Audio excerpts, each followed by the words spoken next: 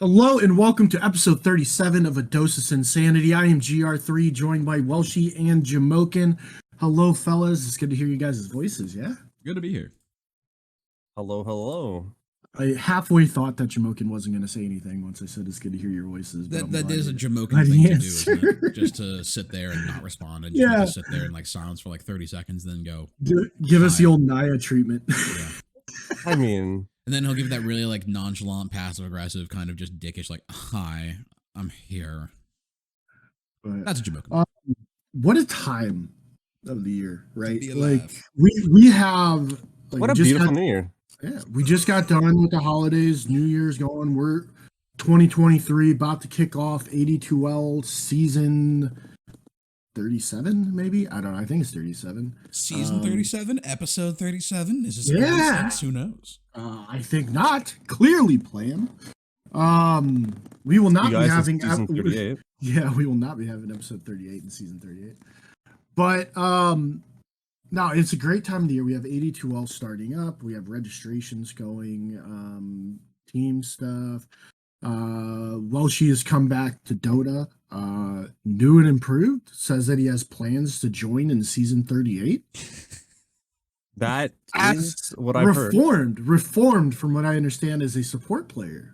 I've What do you returned. say to that? I have taken the transition to the Phoenix, and I'm exclusively a Phoenix player now.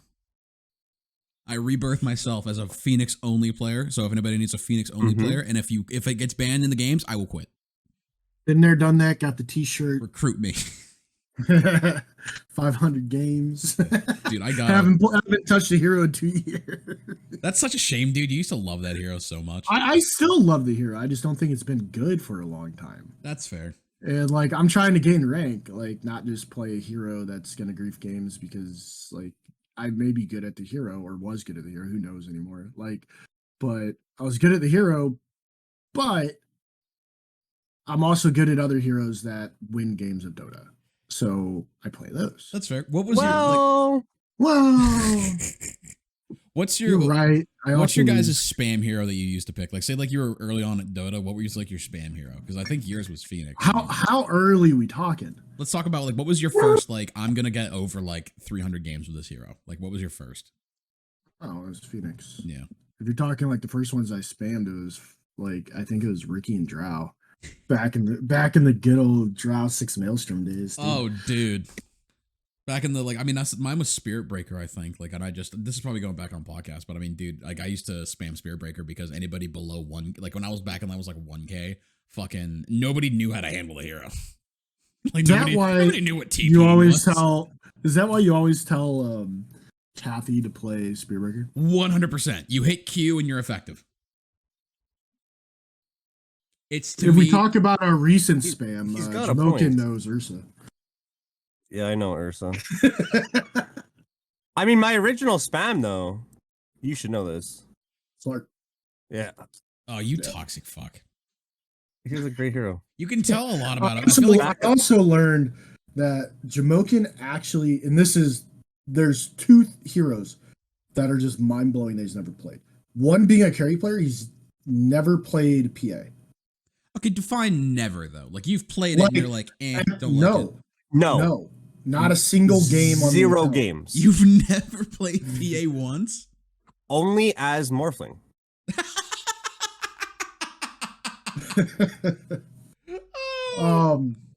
And here's the craziest bit. He has 0 games on Pudge.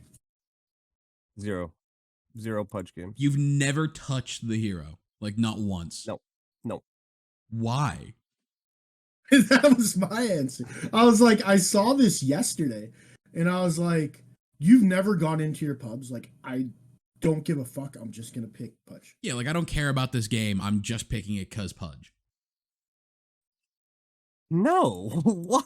Why? Actually, I Why take would that I back. want I to take do that that? back. Why- 'Cause, yeah, no, this is the Jamokin way. The Jamokin way is never to waste time on just a bullshit game. And But Pudge Pudge is was Pudge one of is the best literally carries in the too meta fun. for a bit. Yeah, that It is was true. one of the best carries in the meta. Yes, Like, but I knew that was going to come and go, and so I didn't want to waste my time doing that. Oh, when I already played heroes that addressed the problem. Speaking of which, actually, do you guys remember when I said like earlier in a podcast, I was like, it's surprising that like they would release a Razor Arcana and then Razor's like not meta. Like I feel like there's just I can hear in the background the fucking what's that show dun dun dun dun dun dun dun dun like eat Curb Your Enthusiasm. Keep going. No, keep going. No, fuck you. Please, The please. Curb Your Enthusiasm sound of just like I look at the charts now and like everyone's spamming fucking Razor off lane or Razor safe lane and just spamming Bloodstone and it's like the highest. He's a menace in pubs right now. Oh, he is a menace. It's falling off in the competitive side for sure. Like there's ways that people have learned to deal with it. Such as fact that like Razor doesn't want to buy BKB for a long fucking time. This is true. And competitive wise, that's usually not a good thing because like you usually want like a second item. Like, and this is why I think Axe is a little not as good as recent patches. But like you want your offlaners to almost buy a second item BKB. Yep. And you want your mids to buy second item BKB. And you want to do this because you have this strong laner or like this big mid-game timing of a hero that Razor like historically is. Yeah. But now you want to put an offlaner that doesn't want to buy BKB until after he gets like Shard, Bloodstone, and like shit in the lower ranks. They want to get one more item because I got Bloodstone. I can't die. Like, you know what I mean? Like you get run over, and by the time you get BKB, there's other ways to solve the issue.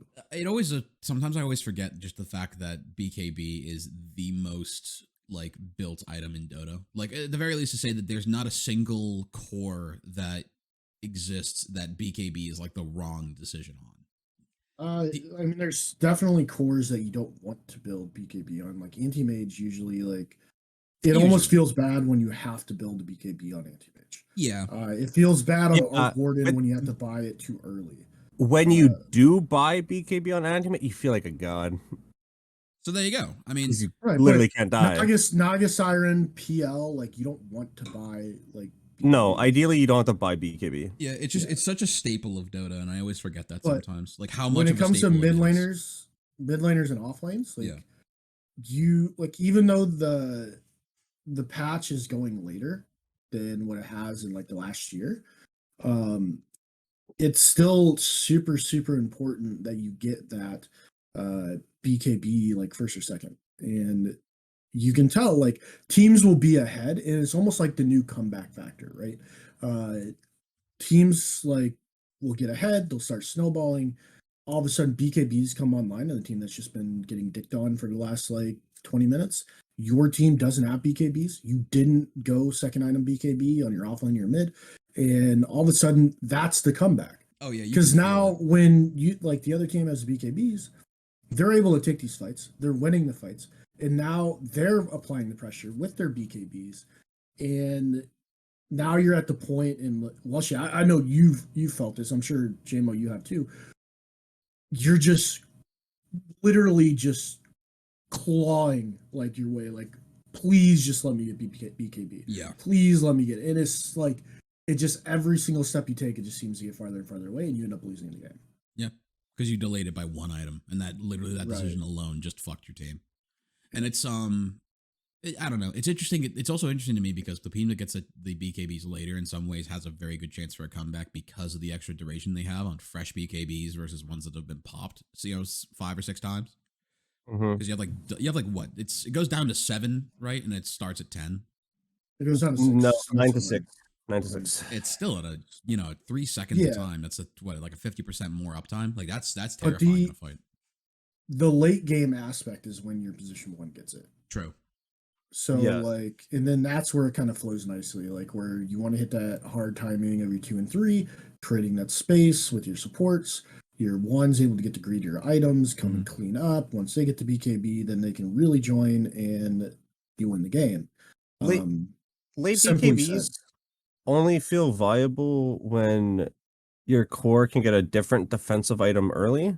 That will suffice. I mean, it's that, or you have like. And then they can get obviously you go like farming item, defensive item, offensive items, and you could get like 2 offensive items, and then like round out with a BKB like 6 item, Mm-hmm. and like suddenly you're just like unkillable because you have this 9-second BKB, and like 9 seconds in Dota is forever. Yeah, that's the. It So, always gets me with that, right? Like you say 9 seconds, and I think in a lot of games, people just kind of, you say like 9 seconds to somebody who plays like a lot of like strategy games or something like that, and it's like, oh, that's nothing. But in Dota terms, that is an eternity. That is honestly an eternity. 1 second is an eternity. Oh yeah.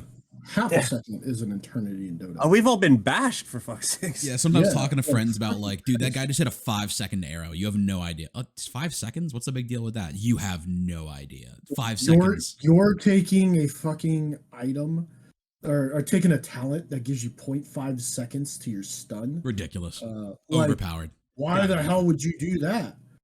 Because every second matters and every millisecond matters in Dota. And it's amplified the higher ranks that you go. Like, Everything just gets tighter. Yeah.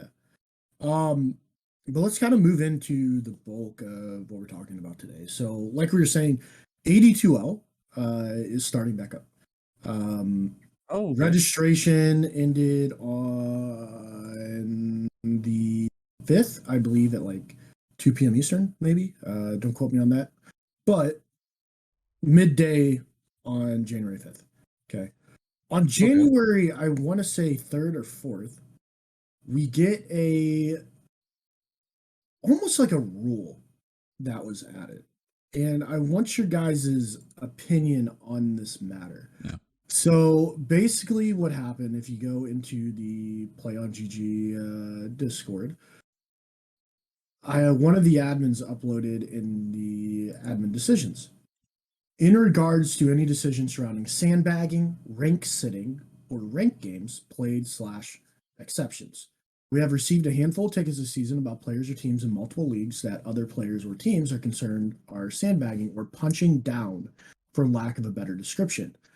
We will be amending the rules to describe what possible consequences will be doled out for conclusively intentional sandbagging.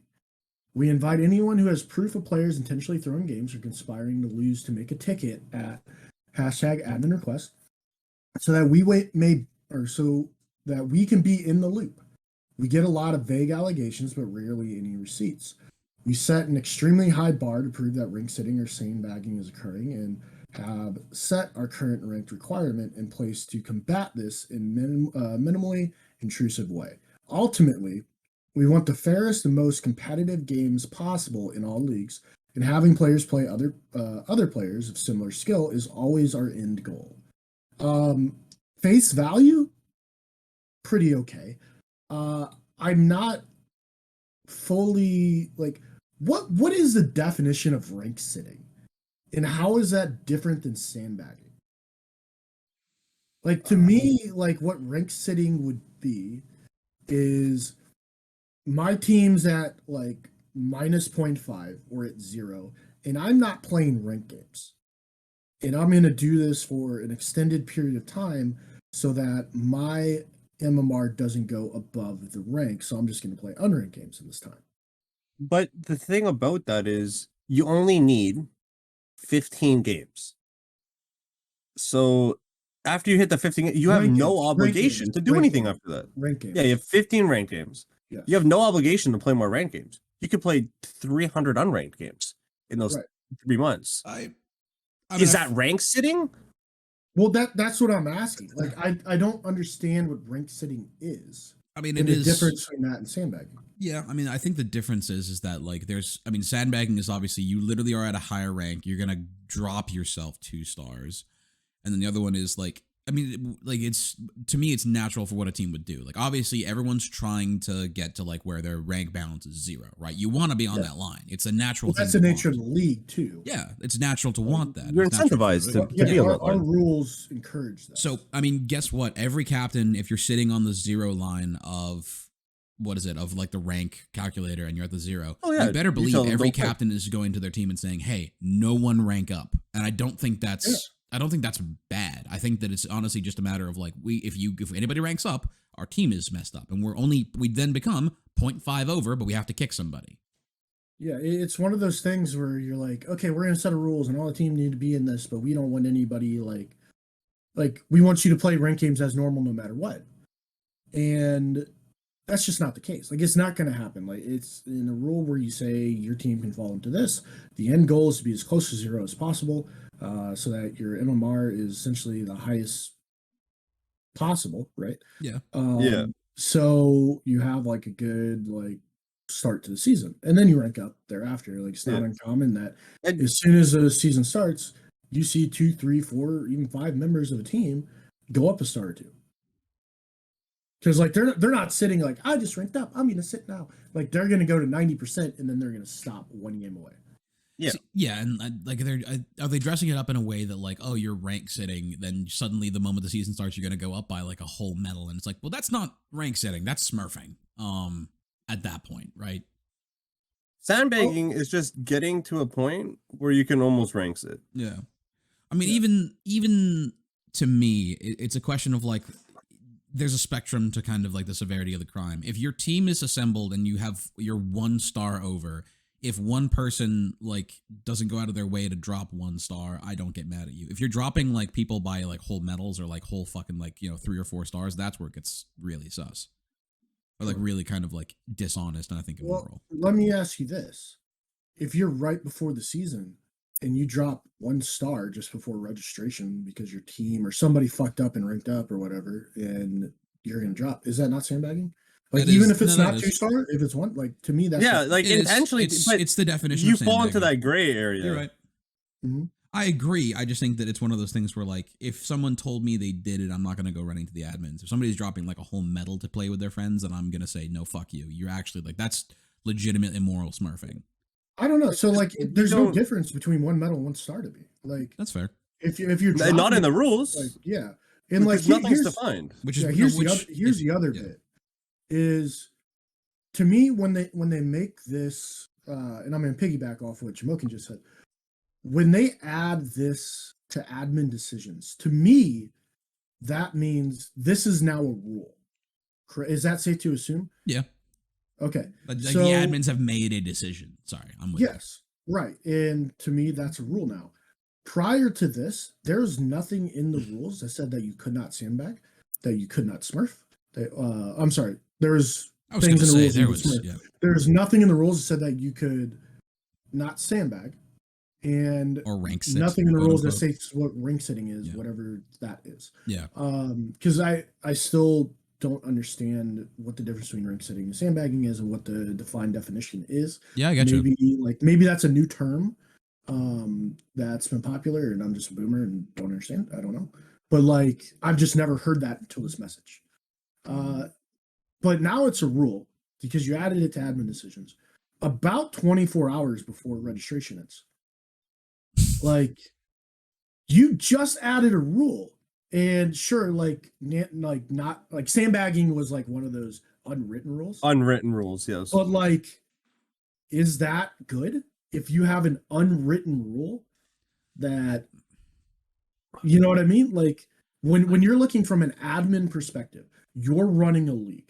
Put yourself saying like you're on the staff, while she with like me and Jamokin running the PSGS Invitational, and we have quote unquote an unwritten rule. Some new team comes, and 24 hours beforehand, you find out that you're not allowed to do this because it's not in the rules. And the only thing in there, I mean, I just think that. Yeah, sorry. It says no cheating.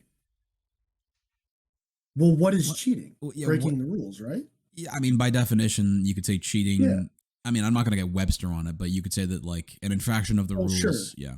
Right. But it would be, regarding cheating, would be essentially going against the rules. Yeah. And if it's not listed in the rules, Doing something that's not allowed, I would say, which, no, yeah, you're right. That's against the rules. so Sorry. people would get punished for sandbagging when it's technically not against the rules. The reason why I say this is we had that season, where we almost got eliminated because somebody was sandbagging on our team.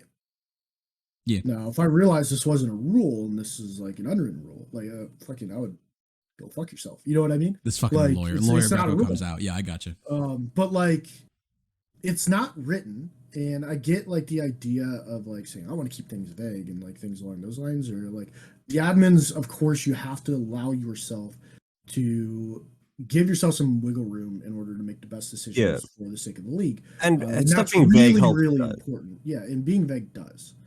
But you can be vague after listing that, hey, this is not allowed.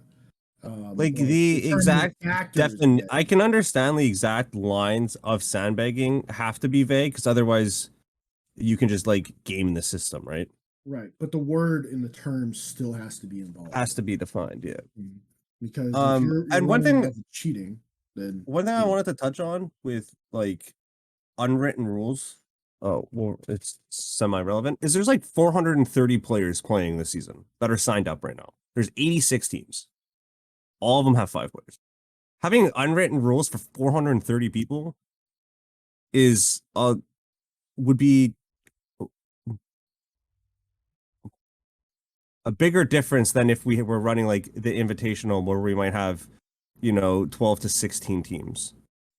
I mean, it's also there's hard 86 to have, teams. It's also difficult to have specified rules. I mean, I'm with it. Mention that sandbagging, like mention in words, sandbagging is not allowed. Like you're not allowed to drop a star. You're not allowed to drop anything to play with your buddies. If you do that, you're gonna get kicked from the team. Like just real obvious. And there are people who are really stupid with it who abandon their games. Yeah, good. To me, this is kicked from the league. And the reason why I say this again is we almost got eliminated from the league because a player did this without our knowledge. And we were like, hey, like we're 0.5 over, like somebody eventually is going to drop. I think we had 2 or 3 players that were like a game away from de-ranking anyways, like just naturally because we're bad.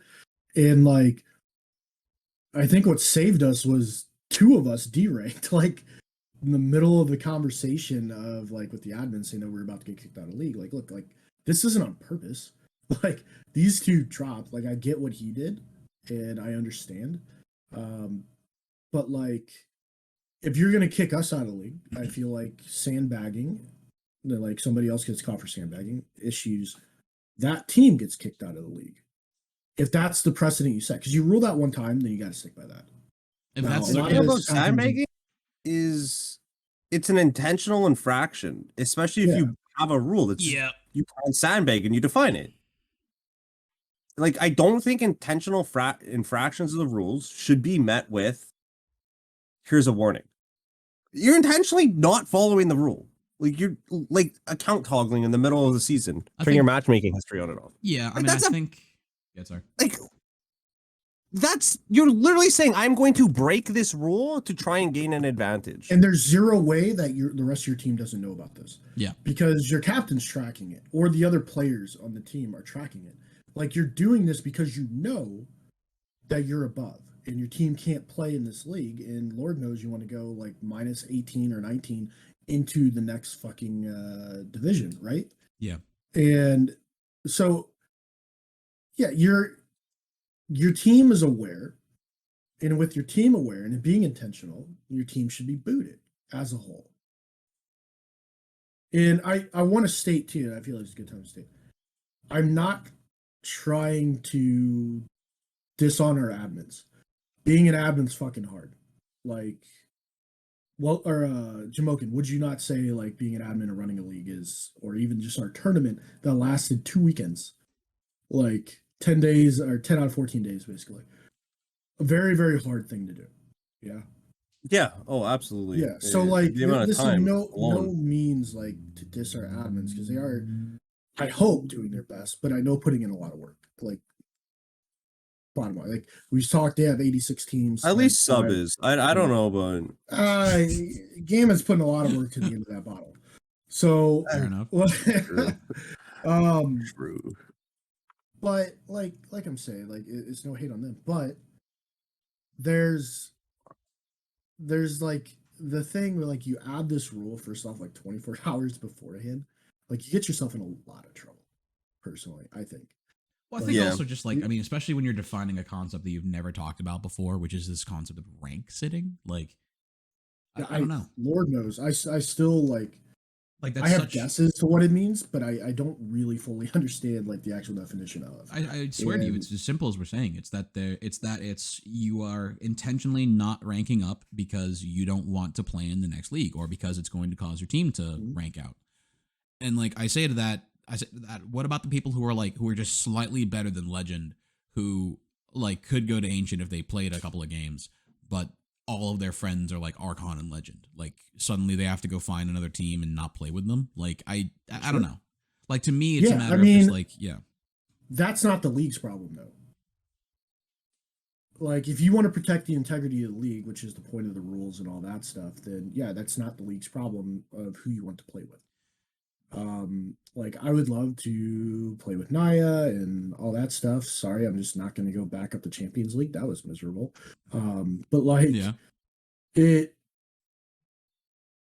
sure I want to play with my buddies, but if they're like significantly higher ranked than I am, or like I just don't belong, like I'm going to be a hindrance. Yeah. And if I want to get better at the game, some players don't, like, and that's okay. But like for the integrity of the league, you can't just allow everybody to play with their friends. Yeah. And that's what the league originally was. Like season 1 through 8 or whatever the hell it was, when you had like 50 teams, one division. You know what I mean? Yeah. If you remember WLD League, Walshy? Yes. Where you had 2K teams playing against 6.5K teams. Yeah, it was dumb as shit. I mean, exactly like you just said, and it's to me a matter of the question again of like, if you don't want to get better, you really don't want to like rank up. Like, I mean, is it wrong to say that you don't want to rank up because you don't want to go play with like higher ranked people? That you like playing with legends and you like being here? Is that not the like, in my opinion, that would be like the definition of rank sitting. Yeah. Like, I feel like if you're playing at something you don't believe is your rank, and you are not actively pursuing that ranking up objective, you are rank sitting. So what about every mid laner who's like ridiculous in the legend bracket, like in these in these tournaments? Like if somebody's like a really good mid laner who's like carrying his team, does every team that plays them just accuse them of rank sitting? There's the point of, well, no, and here's why I'll explain in a second. But like there's also those people who are just really good comp players and really shit pub players. But the reason, and here's what the league has done to combat this, is the 15 rank games. Yeah. Right? So you don't have, like, basically the rule on that, what it states is you must have 15 rank games prior to registration in the last 3 months.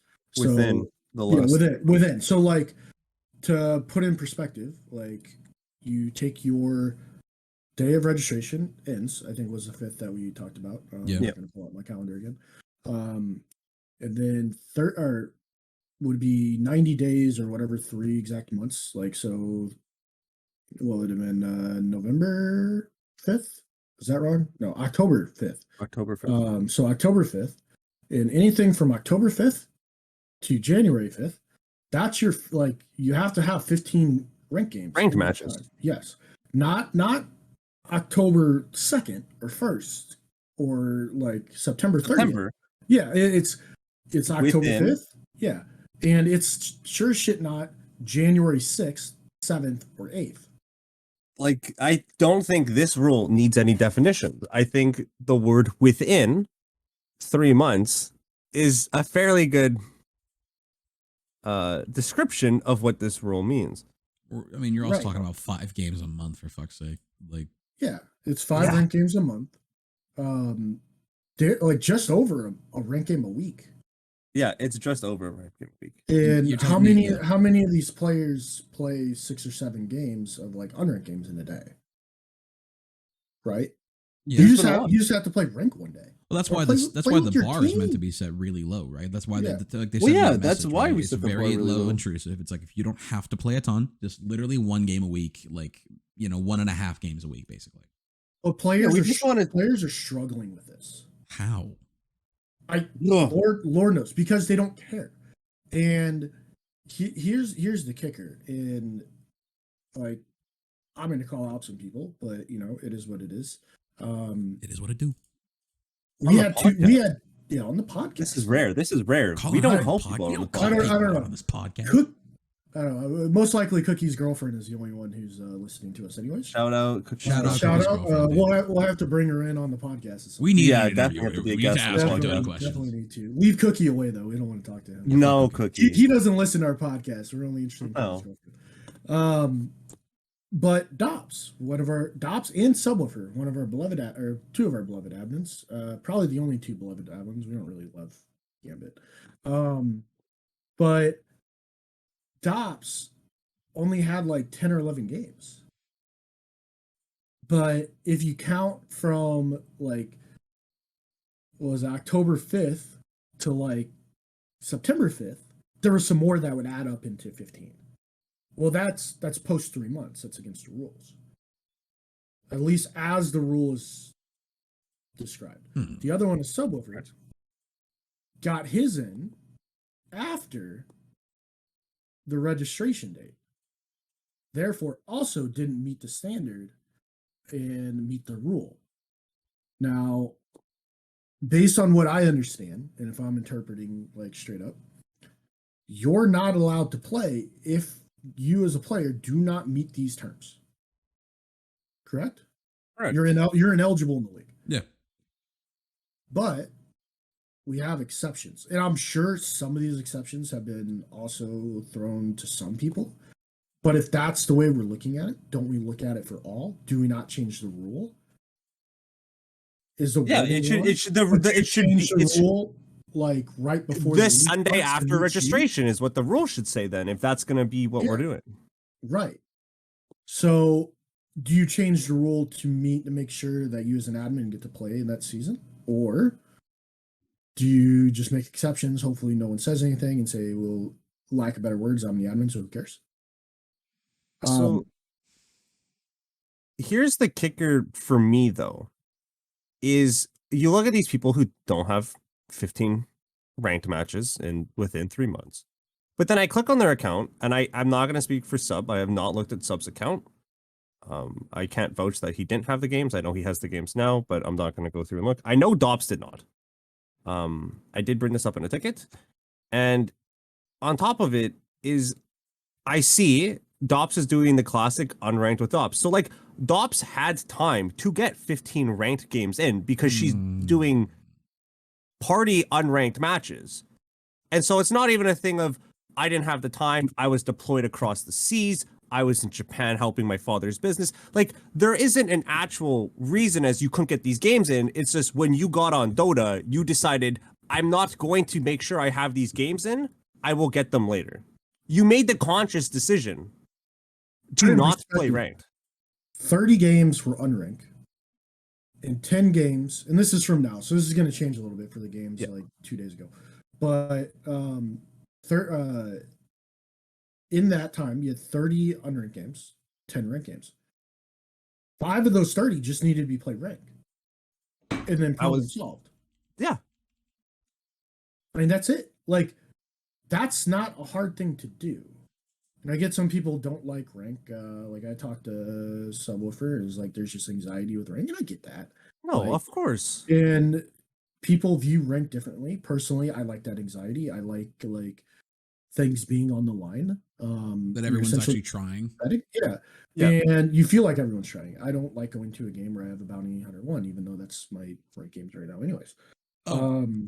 I've got a great shout out to Offlane Arc Wardens. Yeah, ain't they the best? Shout out to Offlane Arc Wardens. I've got a great analogy for that, by the way. I actually came to this when I was playing with a friend. So I realized that playing unranked versus ranked Dota is like playing poker with and without money involved.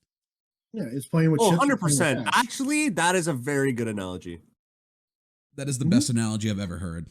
When it comes to like describing the difference in feeling between the two. Like in one, really some people are just going all in every hand, being stupid, and another one, people are actually playing smart. With double down, baby. So there's something I want to get back into, especially with the admins falling under the exception category.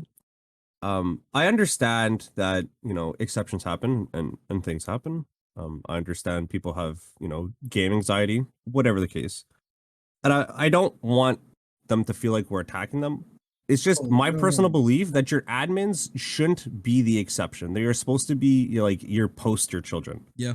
Yes. Like they're supposed to know the rule. Like an exception has to be an actual exception, not just we've stated on this podcast that we hold captains to a higher standard. Yeah. Admins should be held to the highest standard. Yeah, we hold admins to an even higher standard. And once again, it's tough sometimes. Like there's a lot going on, especially this time. But like there should be no point where an admin you look at them and then you're like, well, they're not following the rules. And I don't think that's an okay thing ever. Your admin, like you said, has to be the poster child. You are the face of the entire league. Like when you think of 82L right now, if you've been in here for at least the last year, you see Gambit, Dobbs, and Subwoofer. Like you look to the right, the first things you see, like I don't know who the hell Seth Having and Jordan are. They're owners of the super admins, so I guess they might be bots. Who knows? But low-key bots. But the next easy bots at that.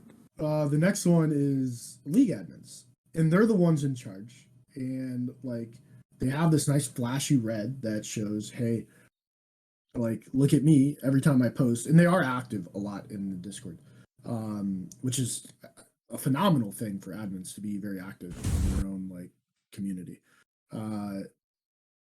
But like you see them, you see what they're doing, and if they're not doing it, why should I? Yeah, if they barely respect the rules, why should anyone else? Well, I think it's if there's ever anybody that should be held to the letter of the rules, it has to be admins, right? Playing in the league. Yeah. Because exactly like I just said, the moment that people see you're making exceptions for admins, everybody feels they're due one. Right. The other bit is like with sandbagging. If you're sandbagging for a different league, is it punishable by 82L, even if it's during registration time? Sandbagging isn't allowed ever. Right. Ever. It doesn't matter. It shouldn't matter. You sandbagged to hit 0. It's literally you cannot sandbag. It doesn't matter. What if your team is -5? You losing or winning does not matter. Can you sandbag? No, you're not allowed to sand. It's the fucking rule. The path to following the rules looks like this, guys. All right, follow me along. I got a 4 easy step program, guys. This 4-step program. All right, everybody. So follow me on this journey. Oh, dude, Jam was firing the fuck up. Read the rule. Okay, step 1. Read the rule. All right, this is the first step to understanding rules. Step 1. Step Read 2. it. Step 2. Step 2. Ask questions of the rule. Woo! Skip if it's not applicable. Okay, we get that. Read the rule. Step Questions. Step 3. Understand the rule. If you failed this step, go back to step 2. Oh, what's step 2 again? Step 2. Ask questions of the rule. Yeah, there you go. Step 4. Step 4. Step 4. Follow the rule. Oh my god. That's the path. That's it. What if you're ignorant to the rule? It's not a fucking excuse. Oh my god. I'm sick of this. Oh, I love this shit. If you aren't doing this, you are disrespecting the rules, the league, and the admins. Like, that's it. I'm so sick of it, man. I'm so sick of it. It's a 4-step program. Like, do I have to post an announcement in 82L on how to follow rules? Man. Make a ticket, make it to Seth, and then say I want a public service announcement of this. Of the Jamokin patented steps to rule following. Hey, Jamo has announcement privileges, baby. 82L affiliate role. Oh shit. Yeah, buddy. But yeah, boy. You're a part of PAC for what, 3 days? I'm telling you, dude. Well, this is the thing. Like, I think you get those taken away real quick if you just start shit posting how to follow rules. Yeah, it would. I'd never actually do that, but like, I don't know. Like, that's what I believe following the path to rules looks like. No, I agree. And when it comes to this 15 ranked games, if there's going to be a problem, you reach out before. Yeah. I don't go to my professor after a deadline and be like, "Yo, can I get an extension? I just didn't have time this weekend." There are so many fucking people that do that, man. But yeah, I mean, you're right. Oh, we got caught. Can we get an exception? Yeah, or some shit. Right. Like I see. The thing is, I get the idea of we're going to close registration on the Thursday. We're going to give them to Sunday to maybe fix like a few issues. Like maybe your account is not public. Not You're public. having an issue getting Dota buffed. Like shit like that. And those things to me are okay. But when registration hits, if you don't have 5 players, if they don't have 15 rent games, if they don't have 500 games, like it should be a cutoff. That's it. If you don't meet the criteria, we'll give you until Sunday to find a new player. That's okay. But if you can't find a new player by then, you're good to go. This player is not eligible to play this season as they did not meet the player criteria in order to play in this league, because it must be meant by registration. And to even quote like the rules for like player count rules, like any of this to me, if you don't have like, or at least for the most part, like you should be cut off at registration, not allowed to play. The account must be calibrated. If you're not calibrated, like sorry, Yeah. it's no bueno. Yeah, this isn't like the gates of heaven. You get one shot. Like Yeah. there's next season. You That'll you be next have time. you have months and weeks to do this. Like the only ones who have short amount of time are the ones who went to the finals or the semifinals, and even then you have 2 or 3 weeks, and you had a month this time. Yeah, Like, you had that's tons of plenty time. plenty of time. And you to can be figure out your playing stuff. ranked.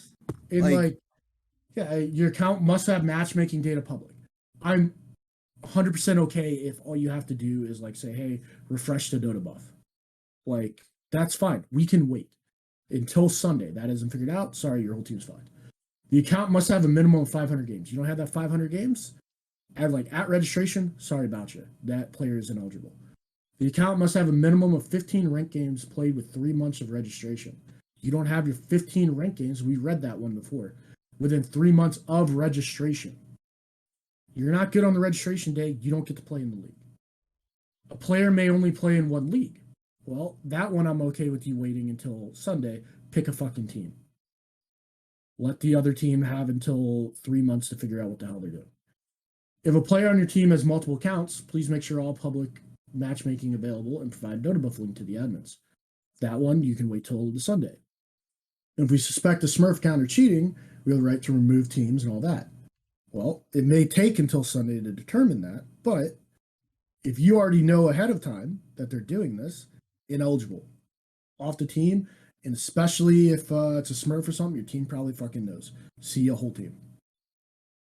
Like that's your player account rules. Like if you don't meet that criteria, like especially the easy ones, 500 games, 15 ranked games, and as written within 3 months of registration, like sorry about you, you're not allowed to play.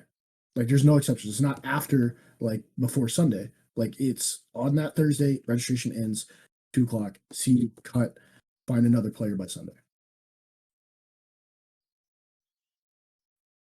Yeah. Yeah.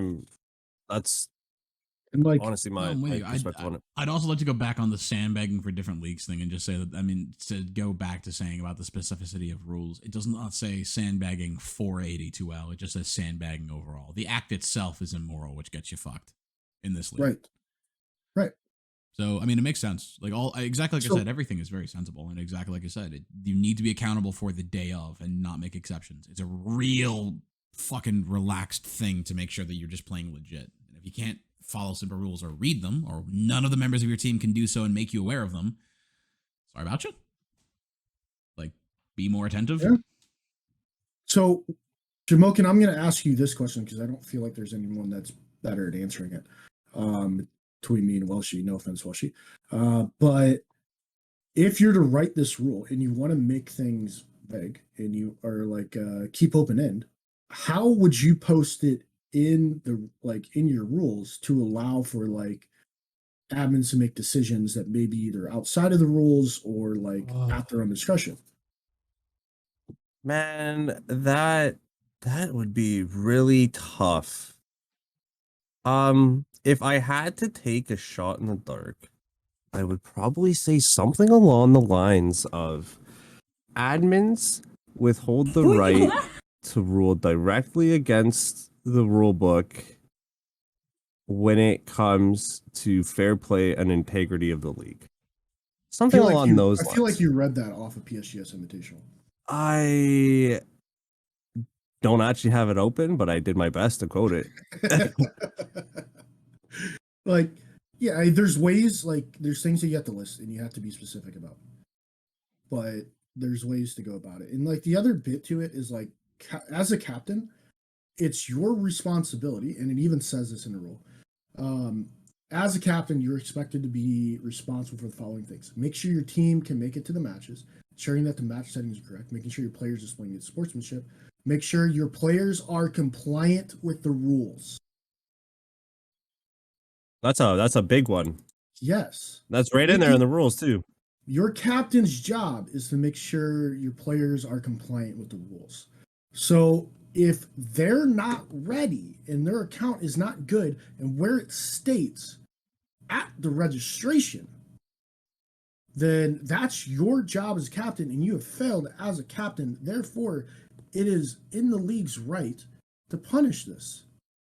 Not by Sunday, not giving multiple chances, as we stated. Like, we talked about how high of standard, and at the highest standard we hold the admins. Right under that is the captains. It is their job to make sure your players are compliant with the rules. And if your team's not ready, sorry about you. Like, I get we want everybody to play, and we're open arm, and we're beer league, and yeah, you have till Sunday to find a new player. Yeah, that's it. And that's not your player's fault. That's you as a captain's fault, because you weren't on them. You didn't figure this out. You didn't look at their account to make sure that this was happening. Being what's the quote? Being ignorant of the rules. It's no defense. Yeah. You want the whole quote? I want the whole quote. Oh, ignorance of the rules is no defense. Not understanding the rules is no defense. It's your time to ask questions on the rules. Point made. Just fucking read them. I mean, like, it's not hard. Like, we're let's turn gears. Like, as we're trying to move into the captain thing. Like, what? Obviously, not understanding the rules is a bad look as a captain. But, like, what does a good captain look like to you guys? We just heard from Jamogi. Let's hear from you, Welshie. I mean, it's just somebody. Well, first off, a good captain looks like Welshie. It's anybody who shaves their Yeah, head. amen, brother. Yeah. But no, This guy. Am I right? I'd say a good captain for the most part. Like, the most important One-time quality, captain, third place. Just saying. Yeah. The most important quality, I would say, is probably patience and communication. What does that look like to you? It looks like someone who understands and is, like, patient enough to talk to their players, but also the communication part of, like, or let me take that back, actually. I think it's organized and communication. I think that it's very important to have a captain who understands, like, what you guys are getting into and basically wrangles the dipshits on the team into being conformant. Exactly like I said, right? There's a reason that captains are the ones held to the kind of standard of making sure your team is informed. Like, if one of your players is not informed, that's not the admin's fault of how that happened. It's your captain's fault. Well, it's primarily the player's fault. It's secondarily the captain's fault. Yeah, I think that's opposite. I think it's primarily the captain's fault, because if they don't understand it, it's not their job to know the rules and to talk about things that needed in order to get your team ready to go and all that stuff. It's your captain's job to make sure that your team is compliant, as it says, make sure your players are compliant with the rules. It's your job to do that.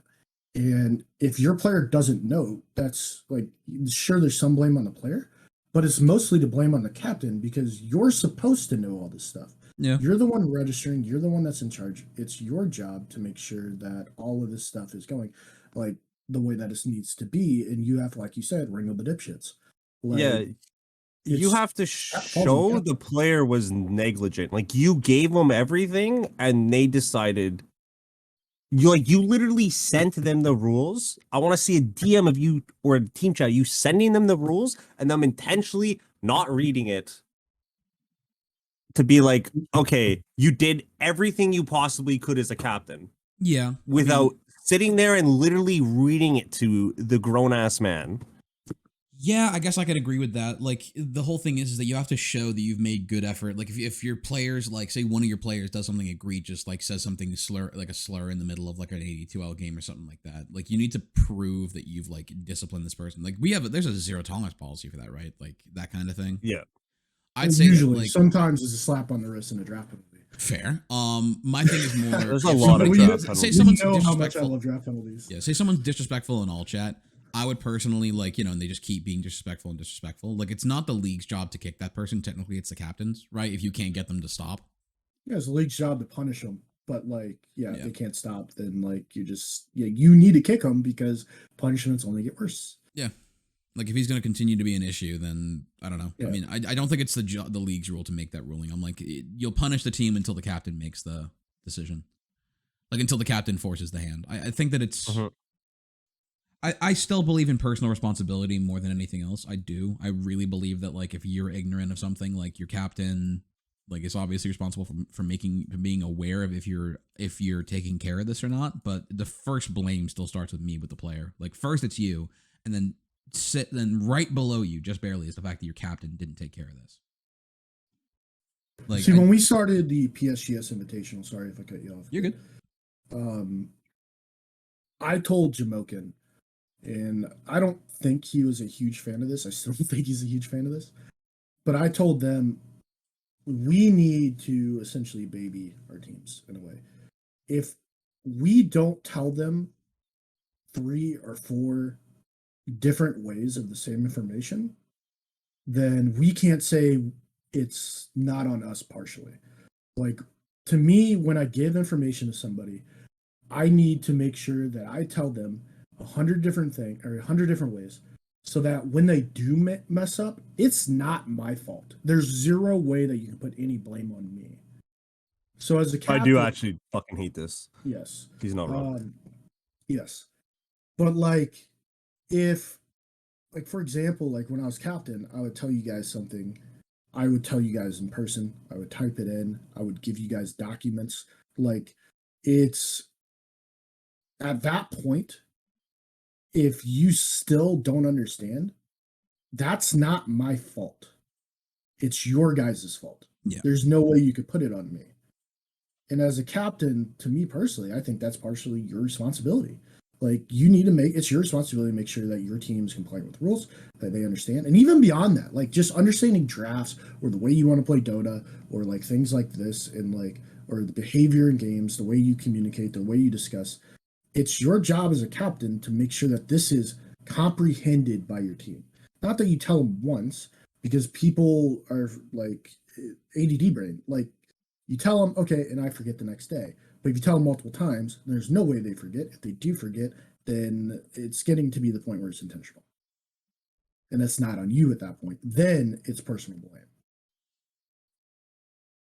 I think we should just blame Welshie for all our problems. Yes, because if it's on Welshie, it's not on us. It's not on us. Yes. Because if it's not Welshie's fault, it's my fault, and I don't like that. I don't like that. So let's talk away from the rules, away from the administration part of captaining. What does a good captain look like? And I'm going to kind of start this one off if you guys don't mind. So seeing the way, like, knowing the way that I have been a captain, expanding from that, playing with Welshie as a captain, playing and potentially like going to PSGS next season, or whatever situation happens. Understanding the way that Jamokin runs his teams as well, and then being a part of other rosters. Part of, I think, what makes a good captain is you have an idea of the game. You see the game in a specific way. There's adaptation to your players. There's things along those lines, like, but you have an idea. You communicate the way and the style that you want to play. You hope for. You adapt, and then everyone's on the same point. This is how we run things, even to the point of how do we behave in game. Welshie knows that one of my biggest things was no all chatting. I don't care if you know the other team or what have you, but we do not all chat in a game. You do not say GG. I'm the only one as a captain that will say that. If somebody needs pause, you let me know and I pause. Nobody else unpauses, only myself. Like, there's things that you see like in expectations that a captain has. When you go in and like alternatively, like I think a huge mistake as a captain is thinking that your job stops at registration. That I don't really care. We're just going to play pub Dota as a team because I think that we're all good individual players, but we're not going like I don't have an actual plan. We're just going to see what happens. And then having the thought in your mind that I'm going to win a league this way. Like I think that's just delusional. Yeah. Speaking on, behavior on game and being captain, we once had a player accidentally scroll wheel a GG, and the very next, like between this game 1 and 2, I literally had people stream me their chat wheels so I could see there was no GGs, so we weren't getting accidental. Oh, like we killed them. Someone went to voice line, they accidentally hit GG. Like none of that. It would ever happen. There was one game, and I'm not gonna say specifics. There was one season I had people show me they did not have alt chat keybind because I was not taking any risks. You can answer this if you want, but was one of those with Rusty on the team? No comment. No comment at this time. Good lord. Clowns attract clowns, buddy. Yes, sir. That's all right. Rusty doesn't listen to my podcast. So. What would you say is the roles and like responsibilities of captains, like as a whole? Walshy? I mean, you are the face. Oh, wait. Wait, I got a good one. No. You don't get to speak either. I want to hear from our special guest, Kathy. Are you serious? Yes. Welcome to the podcast, Hold on. Miss Welshie. Kathy! Yeah, hold on. Kathy! So for those of you who don't know, the wonderful fiance of one of our Is that one E's or two E's? We're not going to get in this discussion because I'm not afraid to say this. Canadians are weird. And you guys, weird. you're so weird with spelling. It doesn't matter. All right, guys. But you're welcome to ask that. So welcome Kathy to our podcast. Howdy. Hi, Kathy. So we have an important question. Well, wait, Kathy, please don't be obscenely racist like I know you always are, okay? I'll do my best. Thank you. What would you say the roles and responsibilities of a captain are? To do the best for the team. What would that look like? Not doing a bad job. You are using cop-out answers. We are not accepting these. You're not accepting those. No. It's to lead the team. It's to find the best strategies. It's to try to pick good counters against the other team and work with everyone's strengths and weaknesses. So if you know that someone gets really mad and throws easily, you got to work around that versus someone who's like, I want to be the star. You also need to work around that. I actually really like that. Like the idea of team dynamic and working around what like not even just like what they are as players and how they play, but their egos as well. Yeah, it's a whole And person. I feel like that's something that's overlooked as a captain, where you're not just managing players on or pieces on chessboard. You're managing humans and the different personalities that come with such. And I feel like that gets overlooked like quite often. That's good. Damn, Tabby. Well, that was very insightful. Try to give you guys a good answer I'm here. impressed. So how important is trust in the players? Oh, it's huge. Like it's any sports team. You know, esports or traditional sports. If you can't rely on your teammates to do their portion, then you're going to be stressing out about everybody. And then you end up having one person who's like trying to micromanage and also do their job, and then the team just falls apart. You have to be able to rely on each other and trust each other to do their best. And what if mistakes happen? Is it still important to recognize that the player's going to make them or potentially make mistakes? Yeah, I mean, everyone makes mistakes. No one plays a perfect game 100% of the time. Everybody has. Okay. Yeah, everybody has those days. Unless you're Welshie. Unless you're Welsh, he's perfect. He is perfect. He really is. Big handsome fella. He is a big handsome fella. Feel my ego swell. So, Alright, now I gotta knock him down a peg. last question for you. What's up? When's the date? We don't have a date yet. We'll figure it out, Kathy. Yeah, all- I thought it was gonna seven of happen our at- listeners want to know. I thought it was gonna happen Our at listeners wanna know. a big booty, two friends Big concert. booty mix. Let's go, dude. Yeah. I'm so confused. Yeah. The big booty mix. Oh, he's so excited. Yeah. The big booty mix. Come on to Pittsburgh. 2023. No, we're engaged. Two We friends. want to do international wedding and then like An domestic. international wedding. You're coming to Manitoba? Coming to wedding. No, Manitoba. not Canada. Yeah. Oh, They're gonna go. They're gonna go find sheep. We're gonna go find sheep. Probably. Exactly.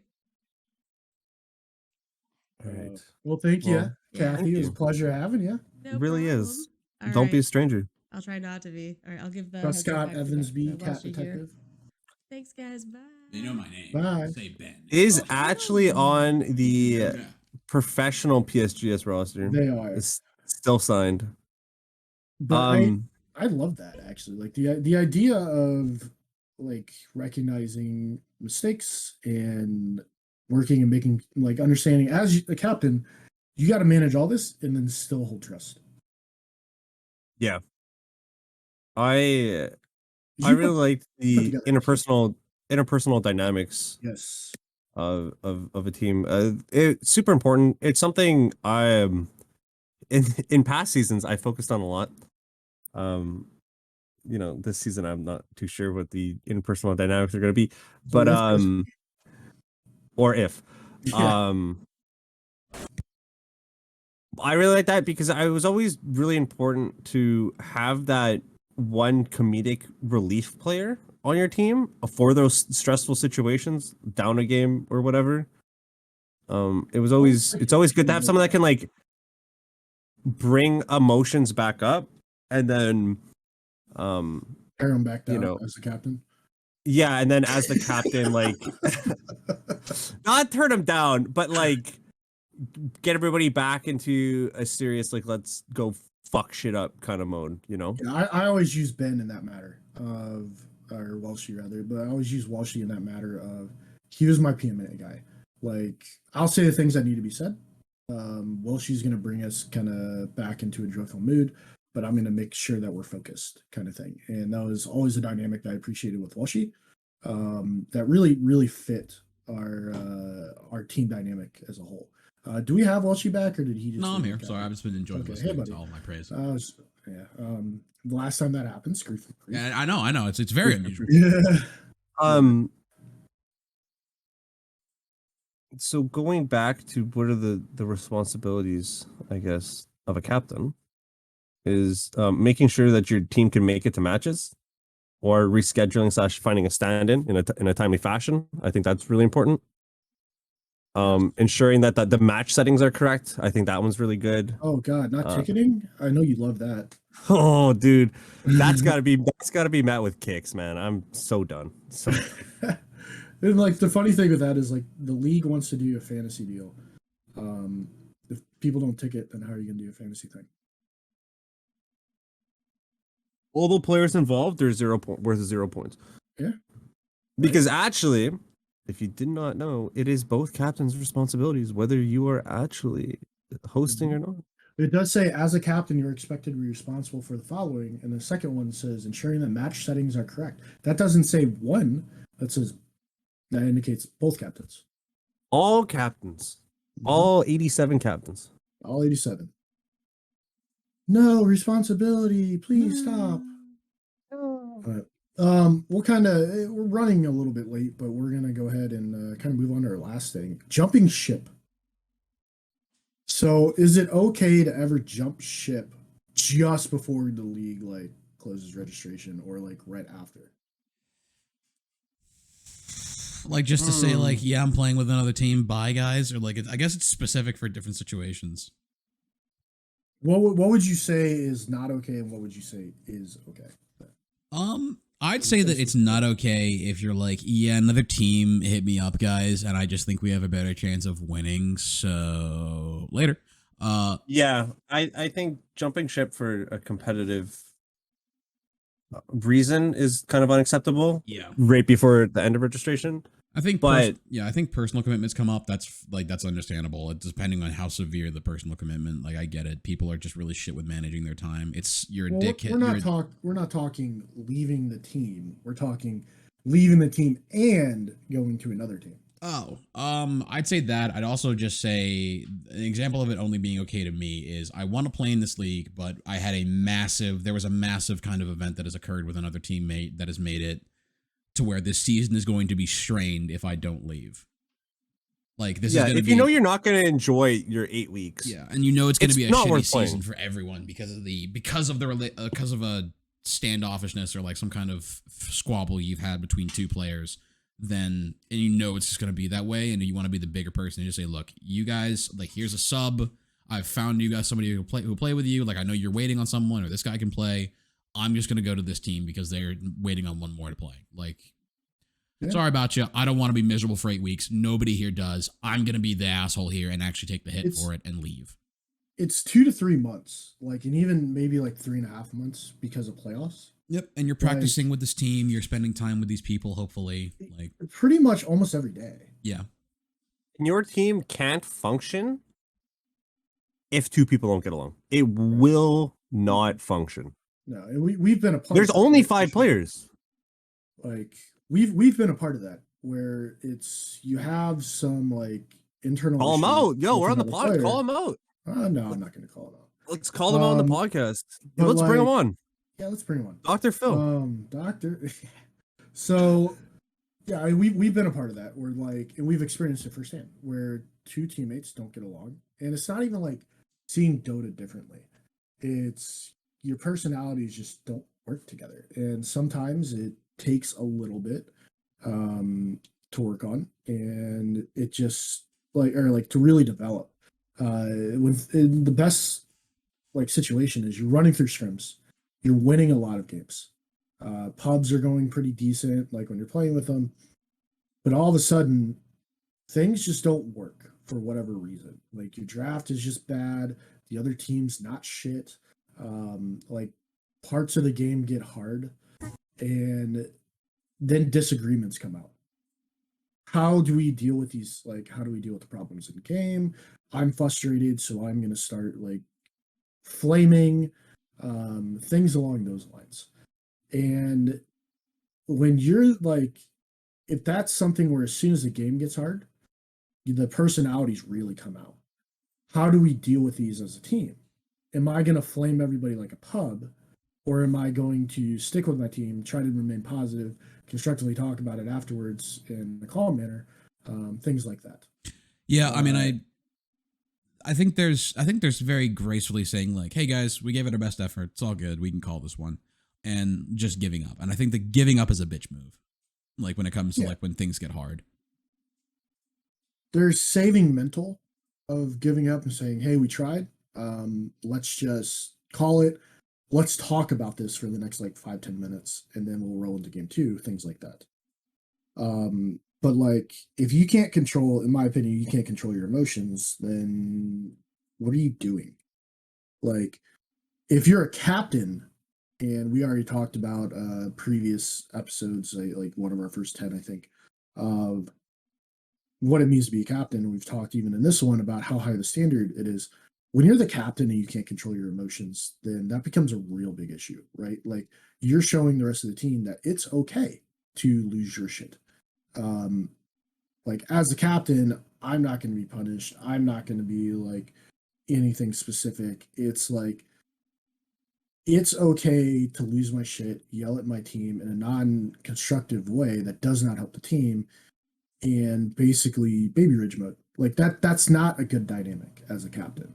Do you have that screenshot that I leaked you? I do somewhere. Do you want me to read it? Yeah, if you could find it and read it, that'd be like awesome. I think it'll be in your DMs. Yeah, somewhere. I feel like we DM a lot. So what it says and what he's referring to, correct me if I'm wrong, but this was from your team coach, correct? Yeah, this is from our team coach. Way back when. Yeah. It states, and very, very clear, keep your emotions to yourself. Nobody wants to hear you complain. And that was that couldn't be more true. Like there's not a lot of players. It's not football or soccer where you have 11 players on your team.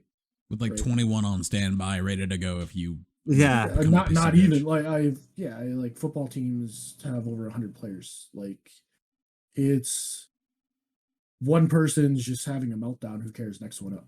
You're 5 players with like no exchange. When somebody loses their shit, you can't just sub. Like, you know what I mean? It's Exactly. You can't control your emotions. No one wants to hear them because negativity is a disease. It spreads very, Yep. very fast among your team. Yep.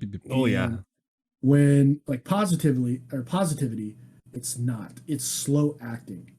And like like I said before, like I always appreciated having a PMA guy being Welshy, like when emotions run, reset us back. Let's keep it moving. Let's be constructive in the best sort of fashion. Welshy was always really, really good at that for our team. He's good at Um, lots of stuff. He is really good at lots of stuff. Tell me about those sheep again. But if you're the captain and you're the main problem of negativity, then it creates a dynamic. And in that point, like I wouldn't blame any 4 of the players, especially if one's like actually getting abused with it. I wouldn't blame any of them for jumping ship. You know what I mean? Well, like how do you come back from that? You know, like You don't. Like, and that's the thing is like your captain should be the face of the team. And if your captain's the problem, then it indicates that the problem's never going to get solved.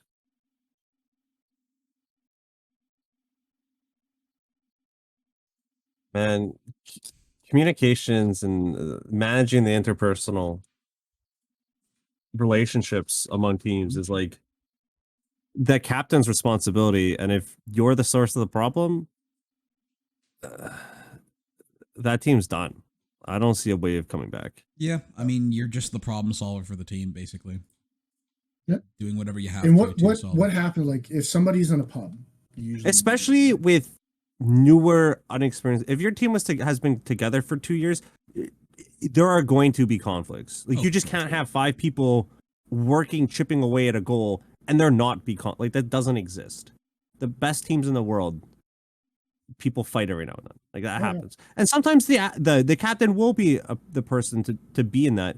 But once your team's been together for so long, there's a whole lot of respect for each other, and that someone else can kind of step in and fill that mitigation role. Mm-hmm. But when we're talking about 80-12 teams that are together for on the high end, I would say 2 seasons. As a player, Your captain just has to be flawless. When like you're in a that. pub and somebody is acting in that manner, you typically mute, right? Yeah. And you just move on and you keep playing your game to the best of your ability. When you're in a team atmosphere, you can't just mute. Like you need call outs. Like you need all the information that's being given. And especially when it's a captain or somebody who has to shot call at some point in the game, you can't mute that. Dude, you just Because if you inspired do, a great training exercise. You put your team in jeopardy in that instance. Yeah. So going the season 2, 3, 3.5 months long, and which I can't imagine it being much longer than 2 if that's a dynamic that you have. Right. Like you're gonna be listening to that all season long. And at that point, it's miserable. It's hard to play. It's a large chunky. I mean, it's a quarter of your year, like, and a lot of fucking Dota being played. You're going to start shutting down, whether or not you believe it or not. You're going to stop playing Dota. You're not going to want to scrim. You're not going to make time, like, to do specific things with a team to really get better as a team. You're just going to shut down, say, I'll see you on Thursdays. I'm going to mute you during the game. Not going to have anything. Not going to give a shit. And then as a captain, do you really want that on your team? Oh, that'd be like disabling help. Like you just. What a slap in the face that is. That really, yeah. I mean, well, you had something. I was really curious to hear what you were going to say. I just thought of a training exercise because it's exactly like as a captain, if you really want to practice it, if you want to be the PMA guy, because this is actually something that I did and I didn't even realize that like was probably a great training exercise for me, is don't ever mute anybody in your games again. Talk the tilters off the ledge and see if you can do it. Like, as in, like, talk them off and see if you can get them to untilt.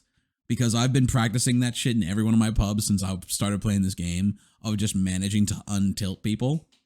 And it's such a fun time to. It's fun because it's fun. You like trying to realize get your people. games are such higher quality. Yeah, when you start untilting people. Like, just be overly positive. Like, be that Hey, piece but how of am I shit wait. that you want to just shut the don't fuck just up. don't just figure out how to be positive, but figure out how to get someone to untilt, because they're very different actually. You can be positive. How but can it's I do that when we entirely- don't speak the same language? You start looking up Rosetta funny phrases. Stone. I Rosetta know Stone. I know funny phrases in Spanish that make them laugh. That's the thing for me. Rosetta Stone. Rosetta Stone. Pick up a book. So I just chill. Too busy playing Dota. I just wanted to add one more thing. One of the exercises I've done with almost all my teams, especially near the start of the team, because it filters a lot of garbage out of comms, is we run push to talk for practice games. And you get to learn pretty quickly what is important information and what is not. And this goes a big way when it comes into tilt, because if you're pushing to talk and being toxic, like I'm gonna shut that down so fucking fast. It's also a lot of effort. But to it be also toxic. helps you with comms. Like, what is an important call out? Yeah. And it helps people not tell me fucking stories. Don't tell me a story when I'm playing a game with you. I wish I Shut- had that for fucking drafting. Shut the fuck How many times, up. Walshy, did I have to tell you guys to shut the fuck up in drafting? Oh, way too often. like, Oh, like, fuck, like, I'm trying to fucking concentrate, and y'all are just fucking just yapping It's about. usually me and Austin shooting bullshit. this shit. Yeah, no, you're right. Yeah, and then I had fucking Nick on a team. Like, That don't was- let me just tell this fucking story. No, shut the fuck up. So I mean, but Welshie actually developed an exercise in one of our seasons where we had an issue. Like, one of the biggest things is you make a mistake and you don't want to take like responsibility for that. And I feel like if you're going to improve as a team, as a player, like as a person, you need to be able to take into account the mistakes that you make, admit it, and then discuss on different ways to handle it, or how are you going to fix that problem. Because you got to have an idea. Like, you can say, oh, I'm sorry I fucked up, but like, that's cool, but have an idea of what's gonna happen. One of the things that I started doing in my rank games is looking at the game objectively. Is it partially my fault that we lost? Or if we won, what did I really fuck up in? Like, what am I struggling in? And like, have an idea going into the next one. How am I going to prevent that from occurring again? This game looks super clean. I'm a legend player. It was trashed the whole way through. Like, what can I notice from my play and adjust that? And one of the things that Welshie did in one of our teams was we sat down after the end of each of our series. We were going to do it after each game. We realized it takes way too fucking long. But at the end of each series, we would sit down and we would say, okay, like, compliment sandwich. What do you like? What did somebody do really good? What did somebody do that you think needs to be improved on? And how is that going to be fixed? Also, what did you do really good? And what did you, like, as an individual, do that you feel like that you need to improve on? And you find out real quickly, like, if somebody's not answering, then there's probably an ego thing. Like, you need to take responsibility for your actions, basically. If you can't figure that out, then you're not going to get better. You're not looking for the improvement of your team, and you're not looking for your own personal improvement. And I thought that was something phenomenal. And yeah, it took a lot of time and a lot of like late night post discussions where people want to go to bed. But ultimately, I think it improved and made us continue on forward, like, and take maybe a not so great team dynamic to, hey, like, we still make playoffs. You know what I mean? Yeah, and I think it's important for I think that it's important just to identify as well that, like, dude, everybody makes a mistake in a Dota game. Like, everyone makes some form of mistake or could do something better in a Dota game. Have No you human- watched my gameplay? Shut the fuck up. I feel like you guys haven't seen my shut fucking up. gameplay. I saw your Naga, dude. Your Naga's pretty trash. I'm not gonna lie. Yeah, If that's why I didn't die the whole game. yeah, you died once actually. Yeah. So imagine No, if you were more actually- aggressive. Actually, did not die, even Dude, with ages. That's the problem, dude. I was just fucking better. But That's yeah, the kids. What if I just have a fucking get out of jail free card and TP away because I get spooked? Imagine that's not playing even the Naga truth, and being proud because of you Naga. even said- Imagine playing Naga. I and being made proud of I made a play where I reacted with having only partial information instead of full information. Shut the fuck up, all right? Anyways, back to what Welsh is saying. It's super good for Let's identifying see. which player has an ego and just creating this atmosphere of like, look, we can all shit on ourselves. Like I'd rather everyone point the fingers at ourselves than each other. Like everyone's willing to be open, and the moment that everybody's admitted and you can establish that no, I don't think that I played this game perfect. Like here's my mistakes. I'd like to talk about mine, and I'd like to talk about like what I think the team could have done better. Like what were some critical decision making skills. Was TPing That away really from sounds like rush the key to bit a good suckies. idea? I'm not gonna lie, Welshy. What's up? I feel like you're handing out the key to suckies right now. Shut the fuck up. Don't say that on the podcast. The alternative way of saying success, you shit ass. I think this is a good place to end the All right. podcast. I agree. Well, before we do that, I want you to write something down. So get out your peens. Mhm. Get out my beans. Shit, I don't have a. Do you have a spare peen? Spare peen. I only got Well, my own peen. Welsh, do you have a spare peen? No, I only got the I one. know you have. Yeah, you should have a lot. How many actually. peens? How many peens do Yeah, you have? you got a lot of I've peens, only got bro. the one pencil. I'm not gonna lie. I got the one pencil, dude. We don't want pencils. We want peens. All right. But Anyway, I think Jim Oaken's right. We're gonna wrap it up here. Thank you guys again for watching, listening rather. And if you want to be on the podcast, actually, like we haven't had a guest in a while, hit us up. Let's get to talking. Or I don't. believe that admins usually listen to this podcast, so we kind of. I have a feeling they're going to be listening to this one. I have a feeling too. So Let's get their side of the story. Yeah, I want to Come talk through. to I still Come want, if through Cookie's for the girlfriend next still out one. there listening, I want her to come on the podcast so bad. yeah, sorry. yeah, she has admins, priority. You, She has you priority. guys, yeah, she has priority of everything. Your back seat to Absolutely. Cookie's girlfriend. But yeah, and thank you guys for listening once again. We'll see you guys next week on a Dose of Sinsanity episode 38. Huh? Laters. Yeah.